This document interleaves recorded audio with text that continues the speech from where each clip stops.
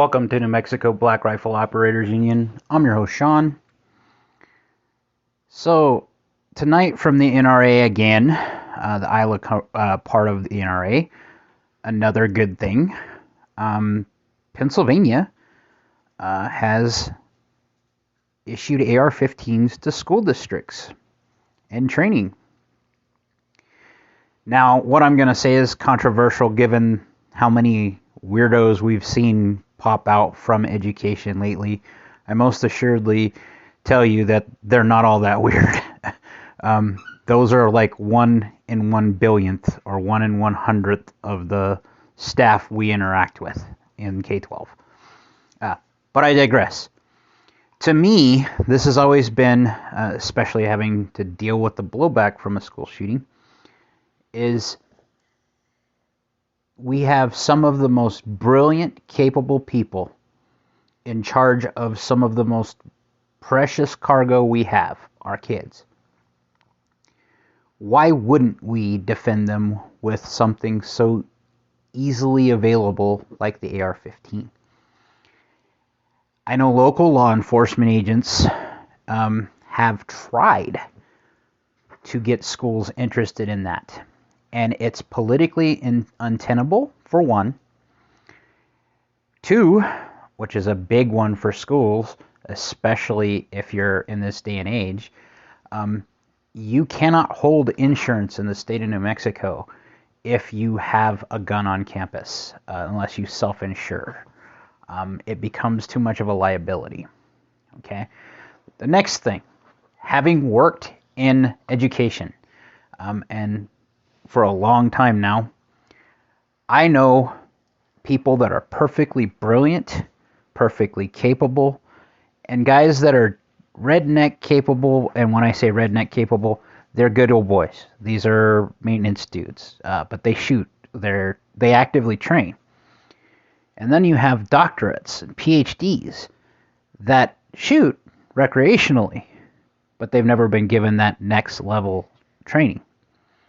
So I absolutely could see the brilliant people being able to defend kids. But more bullets, I've said this multiple times, more bullets does not equate to a solution. Having a gun on campus, great idea. I like that. If in a locked case or a locked place, or even on a person, because you getting it off a person is going to be really, really hard if you do this right and you train right. And them being trained to use said firearm to defend that precious cargo as I see it, I'm down.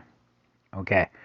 However, those weirdos that you guys keep seeing pop up in the news that we in education are always trying to find so we can find a way to make them happy by making them available to industry is the best way to put that.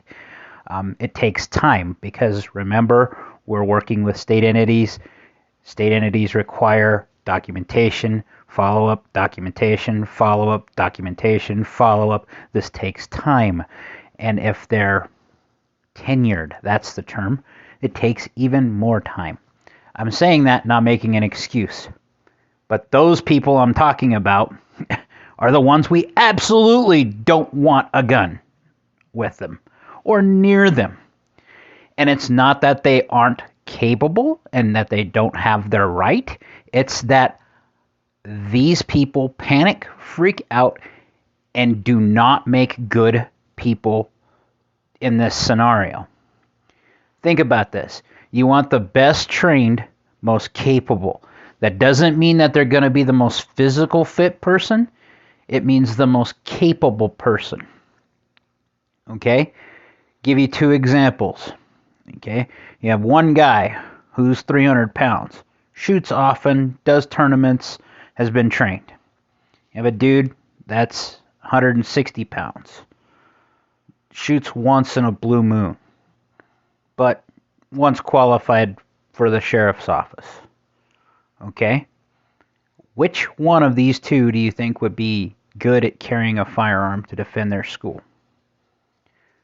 Now, I put myself in there, the first one, I'm not quite 300 pounds, but I have trained a crap ton. And anyone who's been around me when I've trained or has shot with me, especially of late, has said that I actually have some chops there. It is one of the places I don't take a lot of crap, and I try to be as cocky as I can there because I am confident there. I do know my skills. I trust my skills. I trust what I do. That said, that's the type of person, and I'm not advocating for me. I'm advocating for someone, anyone. I know superintendents that were trained, shoot often enough. It's recreational for them, but if they were given the opportunity and it was pushed up on their radar and there wasn't so many hurdles and no political fallout for them just protecting their herd, the kids, they'd absolutely do it. This is a politically toxic thing for a school district to come out for or against. You can barely have a shooting team in K-12. And until the political environment changes, and not just the political environment, it has to change culturally. That's why the New Mexico Black Rifle Operators Union is so key to what I'm trying to promote, is to get people out and talking about the 2A. Don't be shy about, I go shoot every weekend or every other weekend or once a month. Don't be the guy that's once a year. Okay? Get out there. Advocate for it. Like I said, talk to those people that we don't normally see out on the range. Take them out. The ones that are totally anti-gun, have a cup of coffee with them and broach the subject and see if they're interested. Take them out. Be safe. And if you expose people in that safe environment, maybe we can change that paradigm. Because this makes a lot of sense to me in a lot of ways. And it's the first usual, duh answer that I hear from everyone is put a gun in the school. That makes a lot of sense until you deal with those people in a crisis or even a perceived crisis. And you have to figure out how they deal and comprehend and what they deal and what they're capable of and what they're comfortable with doing. Understand, we don't pay these people in K-12 or education a lot of money. We don't pay law enforcement a lot of money. And now you're expecting them to put their life on the line? Because that's what you're asking them to do. There's a lot of teachers, a lot of administrators, a lot of people in the education space that have no problem with that. But there's a lot of them that have been burned by a lot of stupid things that are real hesitant, and you can't force someone to do something this serious. So while I'm a huge fan, I will quietly advocate. Again, these are my own opinions. They don't reflect any organization I work with now or ever, because my opinions are controversial enough. And I picked a topic, specifically the 2A, that is in the educational space. It's quietly allowed in the rural areas, but it is not one that they like or that they can like. And it's not because other people aren't in it. It's not because their community doesn't support it. It's just untenable at the education level. Think about it. Those of you so outraged, like I am, about seeing drag shows focused on little kids. And when I say this, I don't want kids sexualized, period. Sex is when they get old enough to know what the hell they're doing or to have some clue of the repercussions. Till then, keep them as innocent as we can, because that keeps them inquisitive and keeps them motivated to learn and keeps them motivated to become those awesome people we need in the future. And without us doing stuff like this, without us talking about this, without us normalizing this, we're not going to get out of this vicious cycle. Every time there's an idiot that does some shooting, like what happened in Raleigh over the weekend, the first thought is ban them from one side. The second thought is don't ban them, go harder and go more. In reality, there's got to be some sort of give and take if we're going to keep society together. Anymore, I'm not so sure there's a lot of us that are getting tired of the way society is, because There was a point in time, if you had done some of these things, we probably would have clocked you. When you started wanting to herd kids towards those type of shows, we probably would have put you in some sort of insane asylum for wondering why you want to hang out with kids and talk about this type of subject, because it doesn't make any sense. But when it comes to us talking about the 2A, and everyone's right, even our children's rights, they don't have the right until they're 18, but that means they need to have education about their rights before they get there. And I think there's a lot of educators that get a lot of smack having seen what's going on in the world, but they're dedicated because they see what's in the classroom. They see the mission still. And that's what has always kept them there. It's not about money.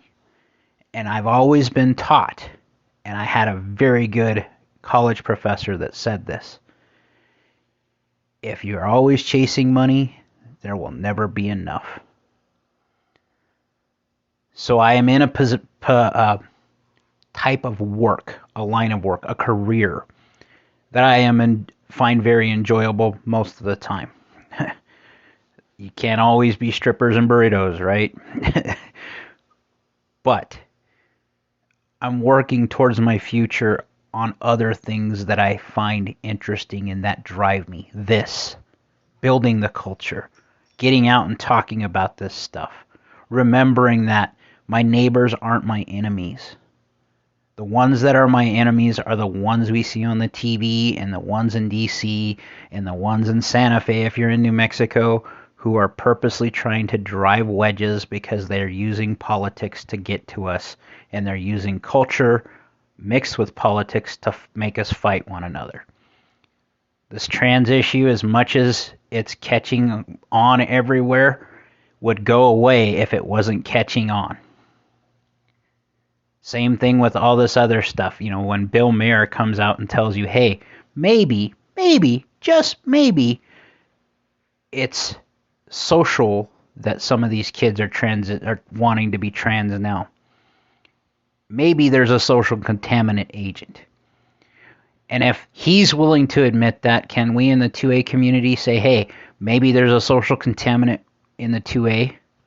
And what we mean by that is, does every story need to have 3,000 people killed in an episode or a show or a movie?